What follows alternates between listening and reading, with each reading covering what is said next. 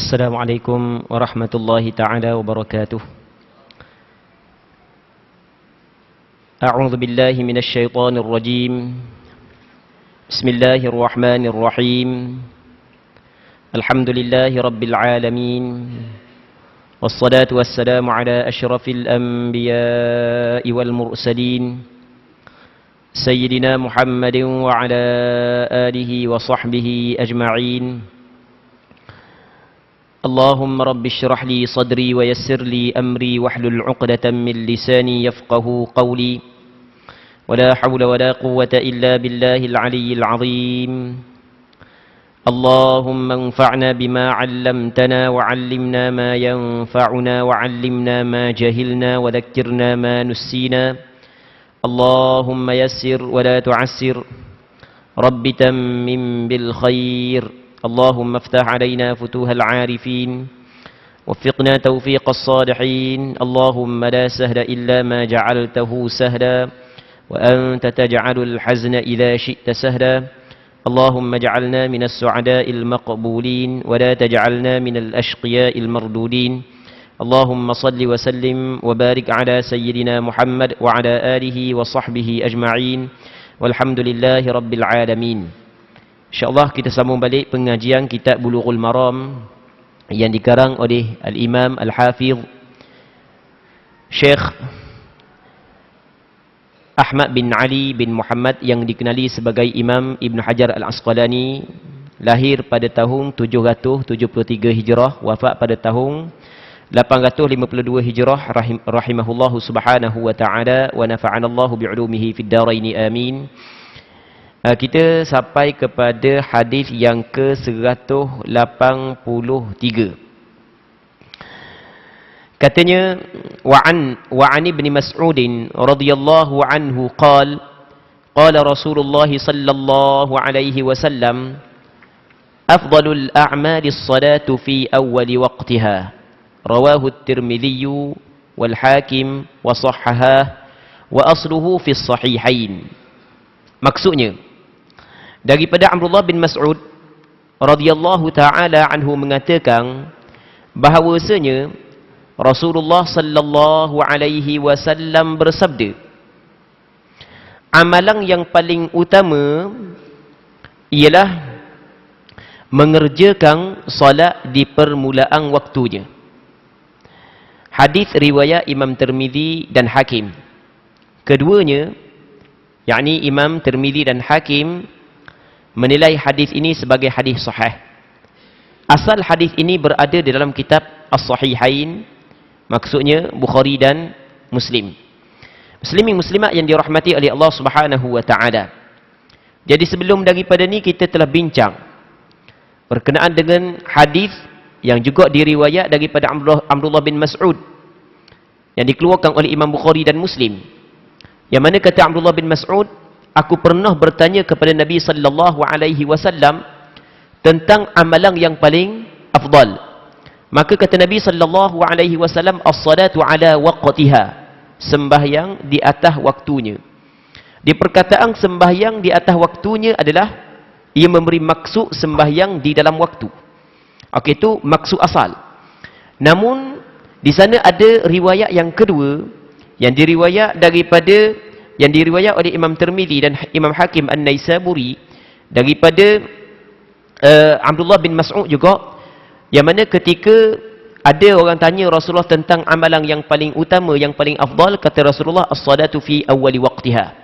Maka kata ulama, hadis as-salatu fi awwali waqtiha adalah menghuraikan maksud daripada perkataan Rasulullah as-salatu ala waqtiha. Sembahyang di atas waktu, ia memberi maksud sembahyang pada awal waktu. Jadi bermaknanya sembahyang di awal waktu ada ganjaran yang cukup besar. Sehingga kan dalam hadis ni Nabi sallallahu alaihi wasallam menyebut seafdal amalan adalah sembahyang di awal waktu. Ia berkait dengan sembahyang. Kalau kita ambil berat tentang sembahyang, sebenarnya ada ganjaran yang cukup besar di sisi Allah Subhanahu wa taala. Berkait dengan sembahyang, kalau kita ambil berat tentang sembahyang, termasuk sembahyang pada awal waktu, dia ada ganjaran yang besar di sisi Allah Subhanahu wa taala. Di antara dalilnya hadis yang kita bincang pada malam ni. Begitu juga di antara hadis yang masyhur yang diriwayat oleh Imam Bukhari dan Muslim daripada Abi Hurairah, yang mana Nabi sallallahu alaihi wasallam bersabda, sab'atun yudhilluhumullahu fi dhillihi yawma la dhilla illa dhilluh. Ada 7 golongan yang boleh duduk di bawah naungan arasy Allah, teduhan arasy Allah, yang mana pada ketika itu tidak ada teduhan melainkan teduhan arasy Allah. Di antaranya Rasulullah sallallahu alaihi wasallam sebut 7 golongan tersebut, di antaranya adalah warajulun qalbuhu mu'allaqun bil masajid. Seorang lelaki yang hati dia digantungkan dalam masjid. Apa maksud digantungkan dalam masjid? Duk teringat nak sembahyang semua. Orang yang duk teringat nak sembahyang lambat masuk waktu, dia akan sembahyang. Dia tidak akan tangguh-tangguh. Dia orang yang tangguh ni, orang yang tidak mengambil berat tentang sembahyang atau tangguh apa tangguh. Maksudnya ketika berlaku pertemuan di antara sembahyang dan perkara yang lain, dia mendahulukan perkara yang lain berbanding dengan sembahyang. Tapi bukanlah haram. Sebenarnya hukum melewatkan sembahyang. Kita sembahyang pada hujung waktu dengan syarat ke semua sembahyang masih lagi berada dalam waktu, hukum dia adalah dibolehkan. Hukum dia adalah diharuskan. Dalilnya di sana ada satu hadis yang sahih, ketika mana ada seorang lelaki ditanya Rasulullah sallallahu alaihi wasallam tentang awqatis salah, tentang waktu-waktu sembahyang. Lalu Nabi sallallahu alaihi wasallam dalam hadis itu menyebut Rasul diam, Rasul tak jawab. Dia mari jumpa dengan Rasulullah, dia tanya tentang waktu sembahyang. Rasulullah sallallahu alaihi wasallam tak jawab. Rasul senyap. Lepas tu esok kan Rasulullah sembahyang subuh pada awal waktu. Rasul sembahyang Zuhur pada awal waktu, Asar pada awal waktu, Maghrib pada awal waktu, Isyak pada awal waktu. Lepas tu, lepas daripada tu hari berikutnya Rasul sembahyang subuh pada akhir waktu. Sembahyang Zuhur akhir waktu, Asar akhir waktu, Maghrib akhir waktu, Isyak akhir waktu. Lepas tu lepas daripada Rasulullah buat perkara tersebut, Rasulullah sallallahu alaihi wasallam panggil dia. Mana orang yang bertanya tentang waktu sembahyang? Lepas tu dia pun mari. Apa kata Nabi sallallahu alaihi wasallam? Waktu sembahyang adalah ma baina hadzainil waqtain. Barang yang di antara dua waktu yang Rasulullah sallallahu alaihi wasallam sembahyang. Jadi bermakna Rasul pernah sembahyang di awal waktu dan Rasul pernah sembahyang di akhir waktu. Sebab itulah kata ulama, sembahyang di akhir waktu hukum dia adalah diharuskan. Namun hak yang paling molek sekali adalah sembahyang di awal waktu. Sebab sembahyang di awal waktu menjadi dalil ataupun menjadi tanda alamat seorang ni ambil berat tentang sembahyang. Orang yang ambil berat tentang sembahyang pasti ganjaran dia cukup besar di sisi Allah Subhanahu wa taala. Dalilnya hadis ini. Nabi sallallahu alaihi wasallam menyebut sembahyang di awal waktu adalah afdal amalan. Maksud amalan yang dilakukan oleh tubuh badan kita. Di amalan dia ada 2. Al-a'mal al-qalbiyah, yang keduanya al-a'mal al-badaniyah.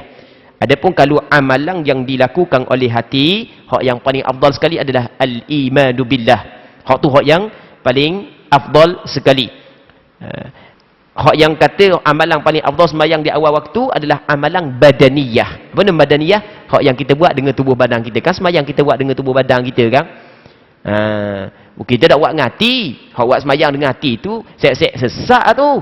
Masuk waktu, masuk dah rebang dah. Duduk sekejap, sembahyang dah. Sembahyang pakai niat. Hak tu geng sesak tu. Tu dah pakai tu. Di sembahyang hak yang diajak oleh Nabi sallallahu alaihi wasallam bukan sembahyang pakai niat. Dalam masyarakat kita ada sembahyang pakai niat golongan hakikat awak sesak tau.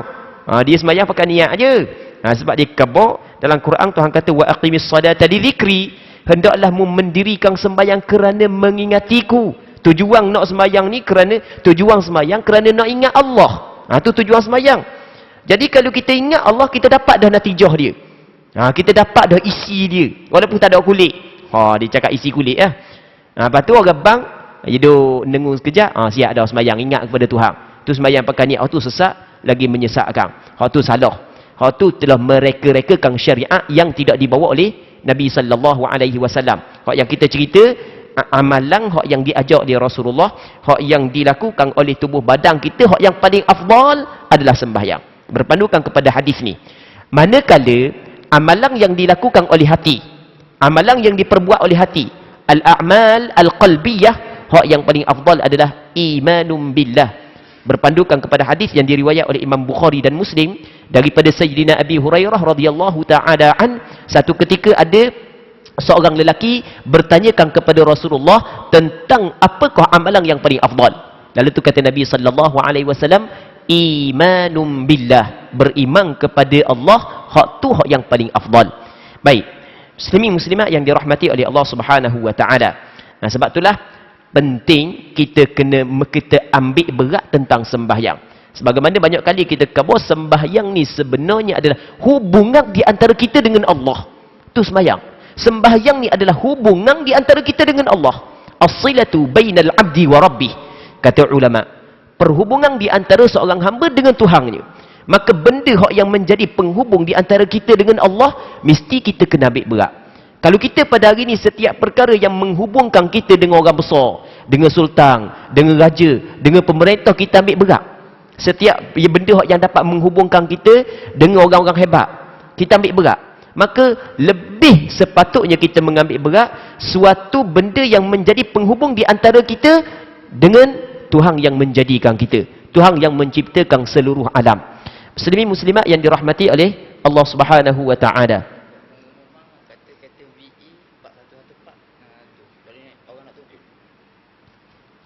Baik. Muslimin muslimat yang dirahmati oleh Allah Subhanahu wa taala. Jadi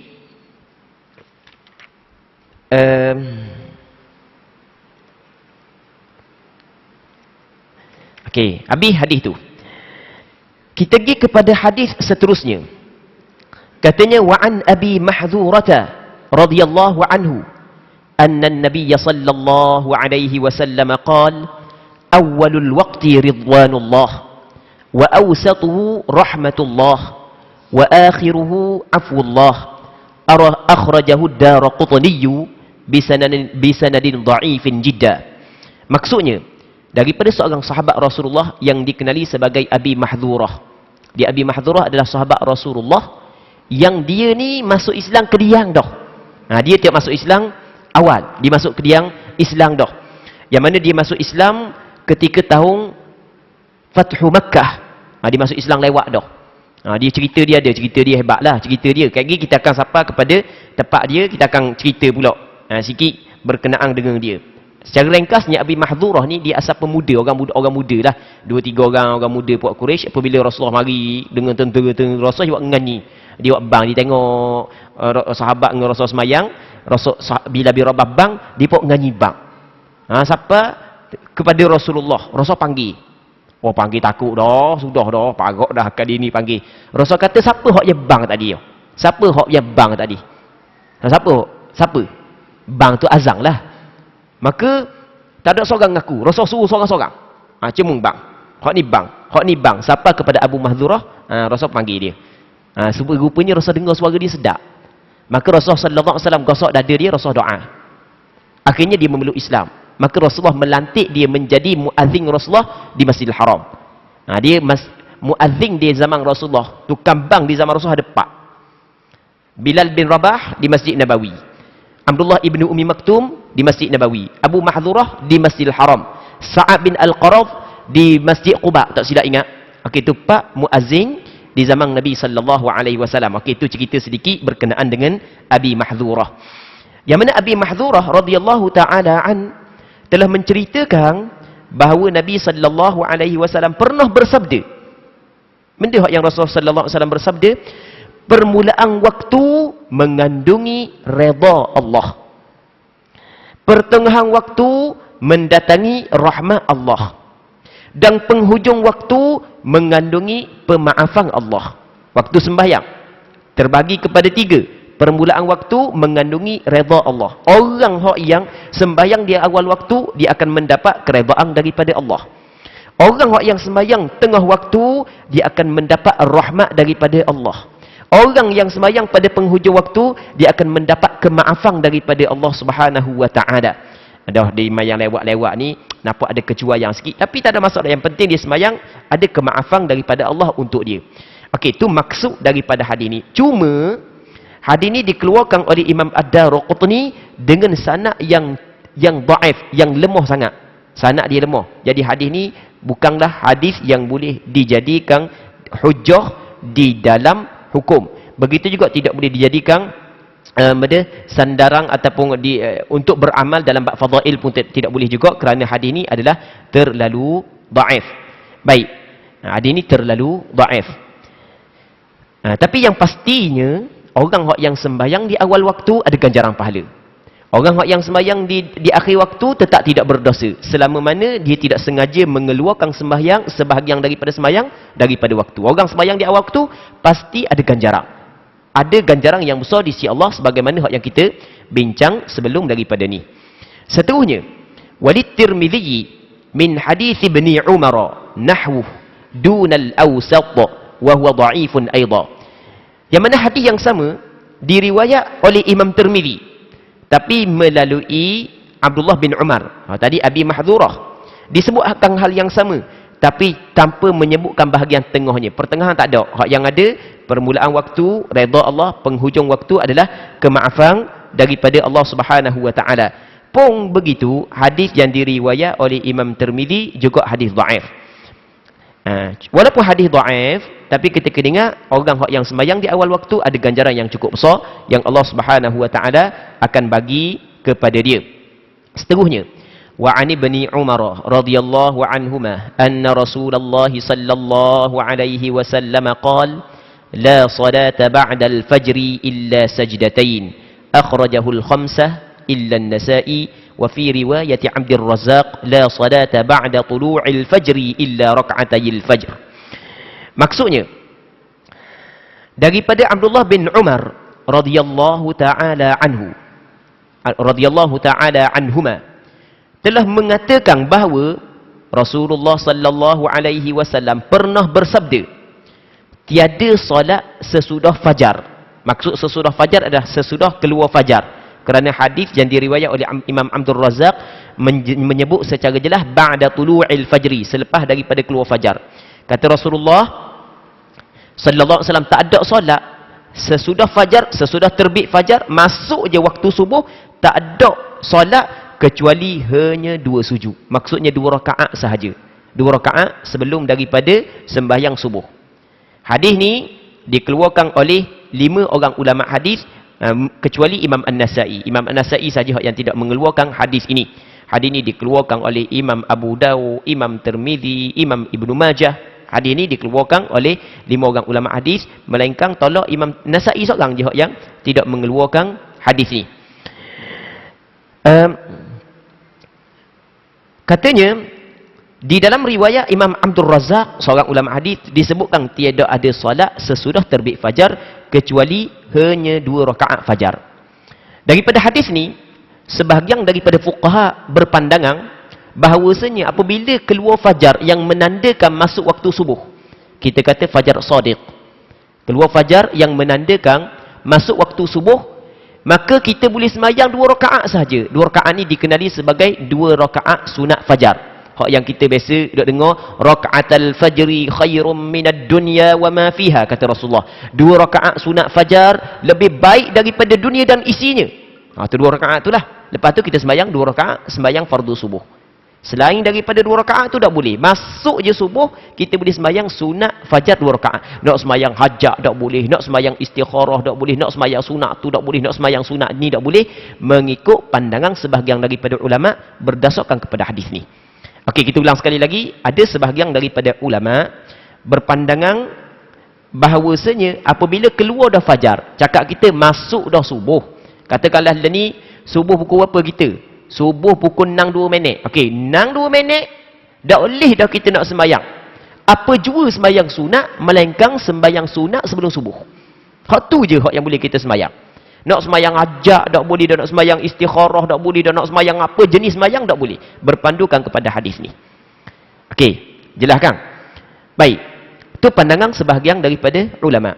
Namun sebahagian yang lain berpandangan bahawasanya masih lagi boleh kita sembahyang sunat selepas daripada keluar fajar selama mana kita tidak sembahyang fardu subuh. Okey. Sebahagian daripada ulama berpandangan masih lagi kita boleh sembahyang apa jua sembahyang sunat sebelum daripada kita sembahyang subuh. Lepas daripada masuk waktu subuh, kita sembahyang sunat fajar 2 rakaat, sembahyang sunat hajat pula, sembahyang sunat istiqalah, sembahyang sunat tu dah lama tu imam tubik tambalang tumbah tunggu tu imam lewat sikit. Baik, jadi kita pun mayang macam-macam sembahyang sunat dibolehkan menurut pandangan sebahagian daripada ulama. Okey, nampak pada zahirnya pandangan yang kedua ni bercanggah dengan hadis ni. Baik, dan pandangan yang kedua sebenarnya adalah pandangan mu'tamad dalam mazhab Imam Syafi'i. Dan pandangan sebahagian daripada ulama dan pandangan ulama dalam mazhab Maliki. Dan pandangan sebahagian daripada ulama di dalam mazhab Hambali adalah pandangan-pandangan, tapi pandangan ini adalah pandangan sebahagian besar ulama dalam mazhab Imam Syafi'i dan sebahagian besar dalam mazhab Maliki. Begitu juga pandangan Syekh Ibn Taymiyah rahimahullahu subhanahu wa ta'ala, yang mana Syekh Ibn Taymiyah kata lepas daripada keluar fajar masih lagi boleh sembahyang sunat yang selain daripada 2 rakaat sunat fajar selama tidak dijadikan perkara tersebut benda yang berterusan. Jarang-jarang tak apa, tapi jangan buat tiap-tiap hari jangan. Okey, itu pandangan Syekh Ibn Taymiyah. Maksudnya Syekh Ibn Taymiyah lebih cenderung kepada pandangan masih lagi ada sembahyang sunat yang selain daripada 2 rakaat sunat subuh setelah daripada keluar fajar, sebelum daripada sembahyang fardu subuh. Nampak pandangan yang kedua ni bercanggah dengan hadis ni? Sebenarnya tidak bercanggah. Kerana hadis ni sendiri, hadis yang kita bincang saat ni, ulama hadis terbagi kepada 2 di dalam membuat penilaian terhadap hadis ni. Ada sebahagian daripada ulama hadis menilai hadis ni sebagai hadis dhaif. Dan ada sebahagian ulama hadis menilai hadis ni sebagai hadis sahih. Ulama hadis yang mengatakan hadis ni hadis dhaif, maka dikatakan hadis ni tidak boleh dijadikan sandaran. Baik, sebahagian daripada ulama. Baik, cuma di sana ada hadis yang sahih yang diriwayat oleh Imam Muslim. Yang mana Imam Muslim menceritakan bahawasanya kana Nabi sallallahu alaihi wasallam la yusalli ba'da al-fajri illa rak'atain khafifatain. Rasulullah apabila keluar fajar, dia tidak sembahyang melainkan 2 rakaat yang ringan, 2 rakaat yang ringkas. Rasul tak sembahyang apabila keluar fajar, Rasul tak sembahyang melainkan sekadar 2 rakaat yang ringkas. Okey, ada hadis Rasul tidak sembahyang lebih daripada 2 rakaat yang ringkas. Maka ulama yang mengatakan masih lagi boleh sembahyang adalah, dia katakan tu bukanlah larangan, hanya nak apa perbuatan Rasulullah. Tidak semesti benda yang Rasulullah tidak buat tak boleh kita buat. Kita akan belajar usul fiqh, kena ingat at-tarku laisa bidalil. Maksudnya Rasul tinggal bukanlah dalil bahawasanya perkara itu tidak boleh dibuat. Banyak benda yang Rasul tinggal tapi dibuat oleh sebahagian daripada sahabat. Itu ada perbahasan yang panjang.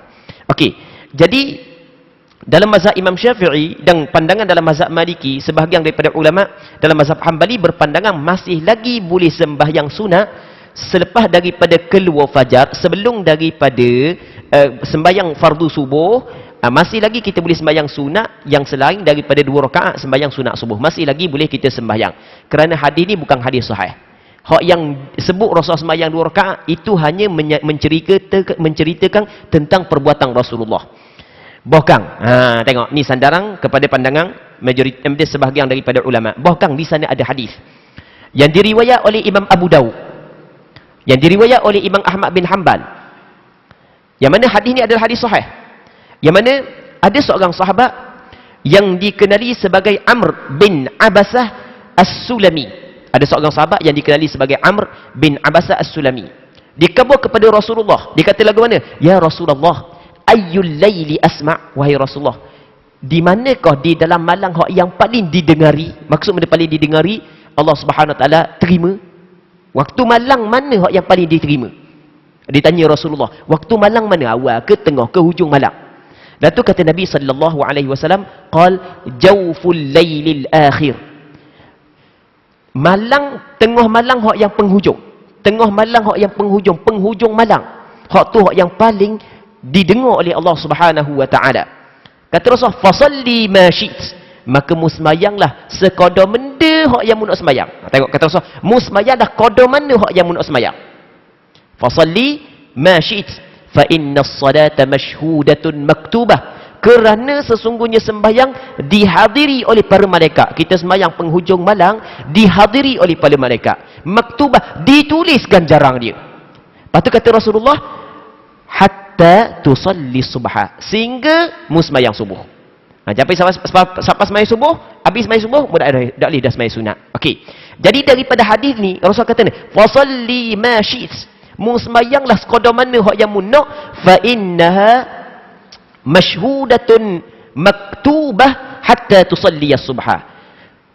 Kerana sembahyang pada ketika itu dihadiri oleh malaikat. Malaikat hadir. Ditulis ganjaran dia. Mungkin sembahyang sekadar mana munak sehingga mu sembahyang subuh. Pas sembahyang subuh dah lidah sembahyang sunat. Jadi nampak pada hadis ni, zahir hadis ni, bahawasanya masih lagi boleh kita sembahyang sunat sebelum daripada sembahyang fardu subuh. Daripada hadis-hadis ni, punca daripada ni lah berlaku perselisihan di kalangan ulama fiqh. Jangan kita anggap perselisihan ulama fiqh ni adalah perselisihan macam kita ramai-ramai. Aku pandangan gini, mu pandangan gini. Kan?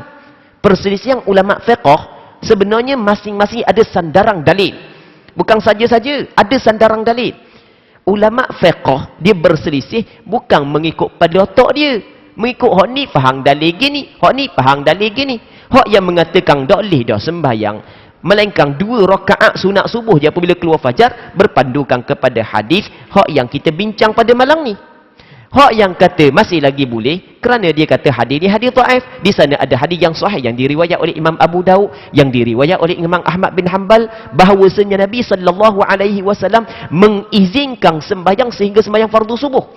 Maksudnya kedua-dua pandangan tersebut masih ada sandaran daripada hadis Nabi sallallahu alaihi wasallam. Baik. Okey, jelas permasalahan tersebut. Jadi kita buat kesimpulan sekali lagi. Sebenarnya apabila keluar fajar yang menandakan masuk waktu subuh. Sekarang ni kalau kita di Terengganu pukul 6.02. Jadi apabila masuk 6.02 sebelum daripada kita sembahyang fardu subuh, kita disunatkan sembahyang 2 rakaat sembahyang sunat subuh ataupun sembahyang sunat fajar. Hal ni sepakat ulama. Selain daripada 2 rakaat tu boleh tak nak sembahyang sunat yang lain? Di sini berlaku perselisihan di kalangan ulama. Ada sebahagian kata tak boleh dah. 2 rakaat tu je. Manakala sebahagian yang lain mengatakan masih lagi boleh. Kedua-dua pandangan ada sandaran daripada dalil. Pandangan mu'tamad di dalam mazhab Imam Syafi'i, sebagaimana yang disebut oleh Imam Nawawi dalam kitab Al-Majmu' Syarah Muhadzab, pandangan yang sahih dalam mazhab Imam Syafi'i adalah masih lagi boleh sembahyang setelah daripada keluar fajar selain daripada 2 rakaat sunat fajar. Masih lagi boleh sembahyang. Baik. Soal afdal ataupun tidak, tu nombor 2. Kita dak bincang boleh ke tak. Kadang-kadang benda tu boleh tapi tidak afdal. Okey, boleh faham? Kadang-kadang boleh tapi tidak afdal. Tu kita tak bincang afdal ataupun tidak. Kita kata boleh ataupun tidak. Kita kena tahu perbincangan benda yang kita bincang supaya kita tidak tersilap di dalam meletakkan hukum. Muslimin muslimat yang dirahmati oleh Allah Subhanahu wa taala. Katanya wa mithluhu lid-Daraqutni an ibni Amr bin al-As. Perkara yang sama yang diriwayat oleh Imam Ad-Daraqutni melalui Abdullah bin Amr bin Al-As radhiyallahu taala anhuma. Tadi daripada Abdullah bin Umar, ni daripada Abdullah bin Amr bin Al-As. Jadi pendek kata di sana ada 2 lah jalur sanad daripada sahabat. Yang pertamanya daripada Abdullah bin Umar, yang keduanya daripada Abdullah bin Amr.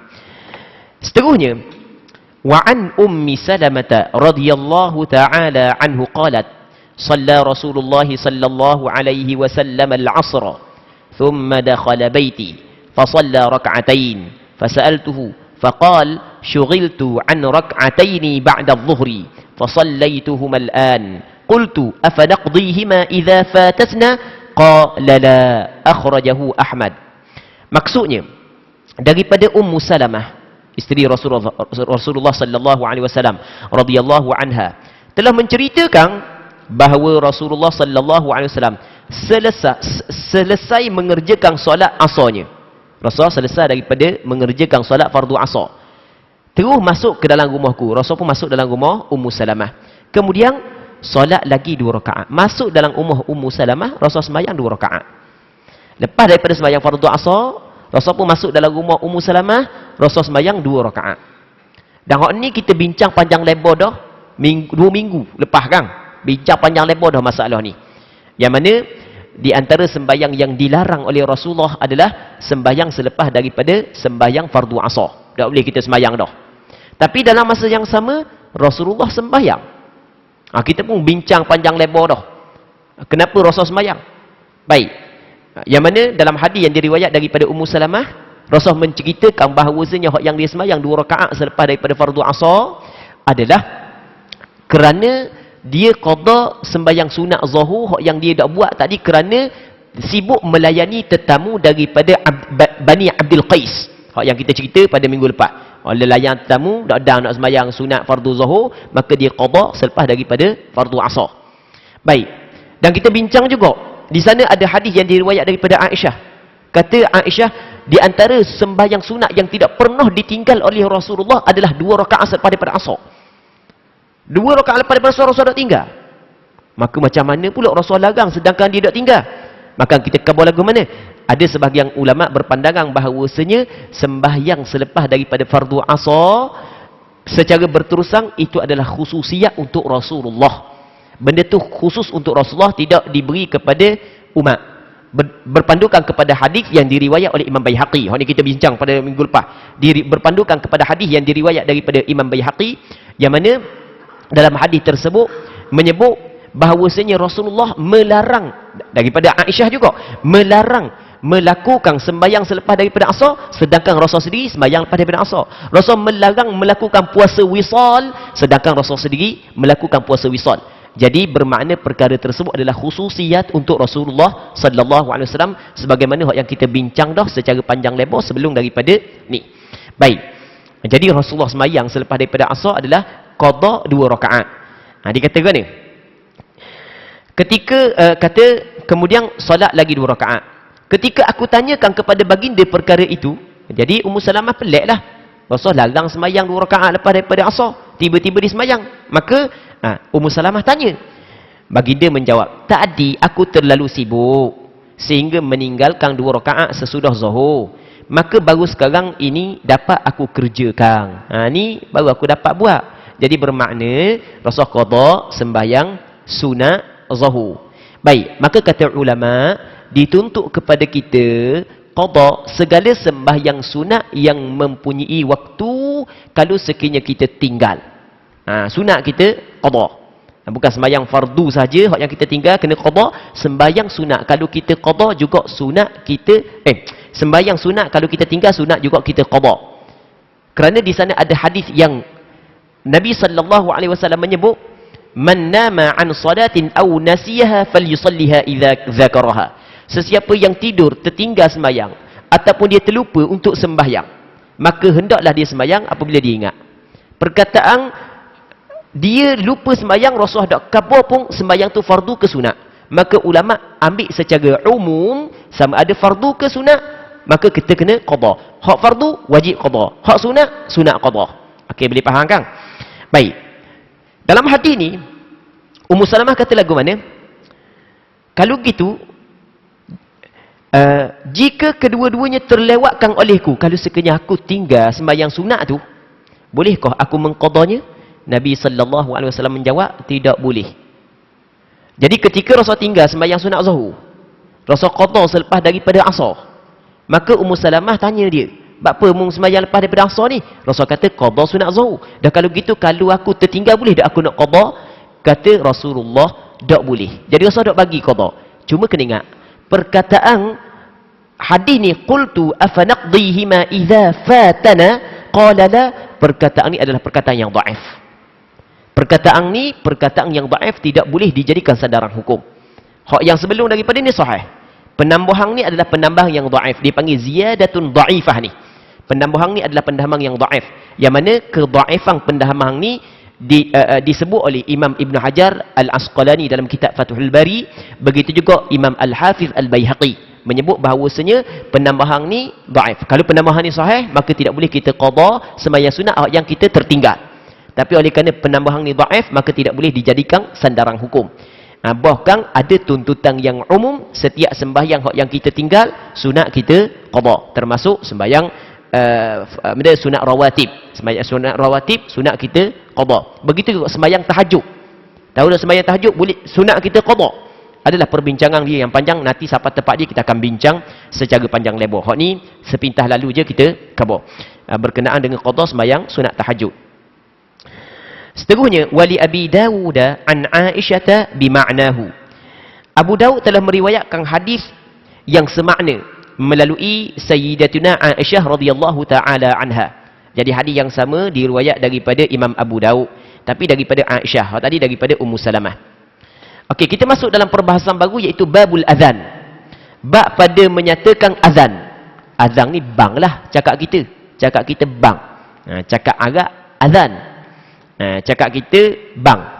Baik, kita orang Arab, orang tukang bang tu dia panggil muazzin. Kita ni orang tukang bang kita panggil Tok Bilal. Sempurna nama Bilal bin Rabah, tukang bang Rasulullah. Padahal sedangkan tukang bang Rasulullah bukan Bilal bin Rabah seorang. Kita kena tahu, tukang bang Rasulullah bukan Bilal bin Rabah seorang. Tukang bang Rasulullah Bilal bin Rabah, Abdullah ibnu Ummi Maktum. Sebagaimana kita minggu lepas kita sebut.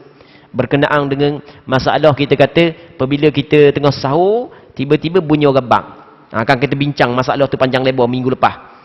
Yang mana kata Rasulullah sallallahu alaihi wasallam, inna bilalan yunadi bilailin fakulu washrabu hatta yunadi ya ibnu Ummi Maktum.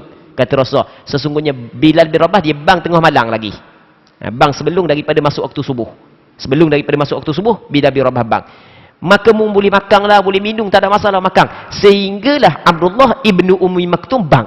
Apabila Abdullah ibnu Ummi Maktum bang, mu kena berhenti makan, kena berhenti minum. Sebab bang dia menandakan keluar fajar. Baik. Jadi Abdullah ibnu Ummi Maktum juga tukang bang Rasulullah. Tapi kita tak panggil lah orang yang bang di zaman kita tu Abdullah ibnu Ummi Maktum. Kita panggil Tok Bilal. Tak apalah. Sebab orang yang masyhur dalam masyarakat kita tukang bang Rasulullah adalah Bilal bin Rabah. Ya Abdullah ibnu Ummi Maktum juga di antara sahabat yang masyhur. Tak masyhur apa? Ada ayat Quran yang turun sebab dia. Tu ayat yang kita duk biasa baca, abasa wa tawalla an ja'ahul a'ma. Wa ma yudrika la'allahu yazzakka. Tu sebab Abdullah ibnu Ummi Maktum. Abdullah ibnu Ummi Maktum ni seorang lelaki yang buta. Tapi walaupun dia buta, mata buta, hati dia tak buta. Mata je buta, hati tak buta. Tapi ramai juga orang kita, mata tak buta, hati buta. Maksudnya, molek-molek ada tak semayang. Molek-molek ada tidak melakukan kewajipan kita sebagai hamba Allah. Abdullah ibnu Ummi Maktum walaupun mata dia buta tapi hati dia tidak buta. Ketika dia dengar dakwah kepada agama Islam, dia orang hak yang mula-mula memeluk Islam. Di antara orang hak yang mula-mula memeluk Islam. Allah, hebatnya dia. Mata tak buta tapi hati tak buta. Tapi ramai juga orang Islam kita, mata celek tapi hati buta. Payahnya nak tinggal benda-benda maksiat. Judi, zina, minum arak. Allah. Banyak ni dalam masyarakat kita. Nasallallahu as-salamata wal afiyah. Itu dipanggil mati, dia dipanggil mata buta. Mata buta. Bukan hati buta, mata buta. Silap, hati buta, mata tak buta, hati buta. Ni kata kalau kita belajar dalam kitab Hikam, dia ada perkataan Imam Ibn Athaillah As-Sakandari. Dalam kitab Hikam, dia kata lagu mana? Dia kata ijtihaduka fima dhumina lak wa taqsiruka fima tuliba mink dalilun ala intimasil basirati mink. Kata Imam Ibn Athaillah As-Sakandari dalam kitab Hikam. Dia kata lagu mana? Ijtihaduka fima dhumina lak. Mung duk sungguh pada benda yang telah dijamin kepadamu, hal cari dunia sungguh sangat siang malang. Tapi wa taqsiruka fima tuliba mink. Tapi cua di dalam melakukan perkara yang Allah Ta'ala suruh membuat. Semayang, puasa, kewajipan, benda yang haram, tak cara. Tu cua. Hak tu adalah dalilun adan timasil basirati mink. Tu adalah dalil bukti bahawasanya mata hatimu terpadang dah. Terpadang dah cakap kita benda. Buta mata hati. Abdullah ibnu Maktum, walaupun mata dia buta, tapi mata hati dia tidak buta. Jadi, apabila dia memeluk Islam, dia pergi jumpa sama dengan Rasulullah. Minta Rasulullah ajar kepada dia agama Islam. Tak benda belum perlu belajar lagi. Secara kebetulan, masa dia mari jumpa dengan Rasulullah hari itu satu hari, Rasulullah sedang berdakwah kepada pemimpin-pemimpin Quraisy. Orang yang hebat-hebat saja. Tiba-tiba Abdullah ibnu Maktum, orang dok cetong kalau cakap kita lah, orang yang miskin, orang yang tidak dipandang masyarakat mari. Jadi Rasulullah sallallahu alaihi wasallam rasa resah hati. Takut ni golongan ni lari kat dia. Wah, pengikut dia komang-komang je. Takut gitulah cakap rekahnya. Maka Rasulullah susah hati, keruk dahi Rasulullah. Maka Allah Ta'ala tegur Rasulullah. Abasa wa tawalla an ja'ahul a'ma. Masa muka Rasulullah berpaling muka. Ketika datang oleh orang buta, Rasulullah tegur, Allah Ta'ala tegur Rasulullah, jangan buat lagu tu. Kita dah tahu siapa yang betul-betul nak membersihkan jiwa. Dia orang mari saat itu memang orang tu nak membersihkan jiwa sungguh, iaitu Abdullah ibnu Ummi Maktum. Okey, itu cerita sedikit sebanyak berkenaan dengan Abdullah ibnu Ummi Maktum yang menjadi tukang azan Nabi sallallahu alaihi wasallam. Okey, pada malam ni insya-Allah kita akan cuba, kalau sempatlah kita baca sikit rasa takut odang. Berkenaan dengan bab azan. Jadi tukang bank di zaman Rasulullah macam kita khabar bukan Bilal bin Rabah seorang, bukan ada 4 orang tukang bank di zaman Rasulullah. Cuma yang masyhur Bilal bin Rabah, yang keduanya Abdullah ibnu Ummi Maktum, yang ketiganya Abi Mahdhurah, yang keempatnya tak silap ingat Sa'ad bin Al-Qarad. Katanya an Abdullah bin Zaid bin Abdi Rabbih radhiyallahu anhu qala tafa bi wa ana naimun rajulun طاف بي وأنا نائم رجل فقال تقول الله أكبر الله أكبر. Dia boleh baca Allahu Akbar, boleh baca Allahu Akbar, boleh baca Allahu Akbar. Kalau kita baca Allahu Akbar Allah, kita rasa pelik je tempat kita, sebab orang tak pernah baca. Orang tukang bang kalau baca Allahu Akbar orang kata pelik je. Pelik orang tak belajar. Kalau belajar tak pelik. Orang tak belajar tak pelik. Hamba mula-mula pelik juga baca Allahu Akbar. Tapi hamba belajar daripada guru hamba. Hamba ambil sanad hadis kita Al-Arba'un Al-Ajluniyah dengan seorang ulama daripada negara Syria, nama dia Syekh Abdul Qadir Al-Maghribi.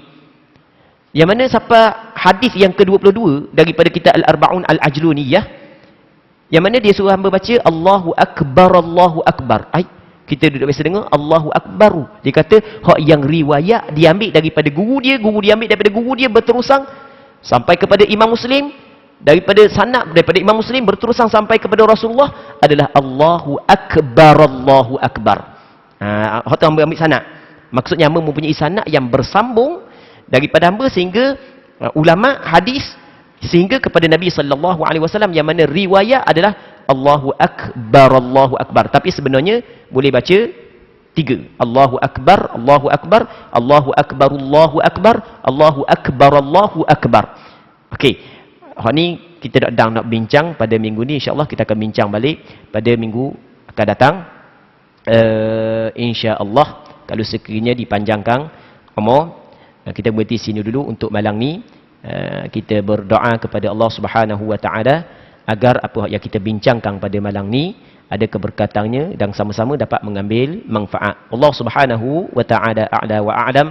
Allahumma haqqiqna bittiba'i nabiyyika Muhammadin sallallahu alaihi wasallam zahiran wa batina.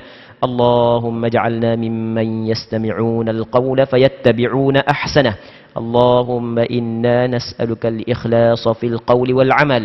اللهم إنا نسألك الإخلاص في القول والعمل. اللهم إنا نسألك الإخلاص في القول والعمل. وصلى الله على سيدنا محمد النبي الأمي وعلى آله وصحبه وسلم والحمد لله رب العالمين.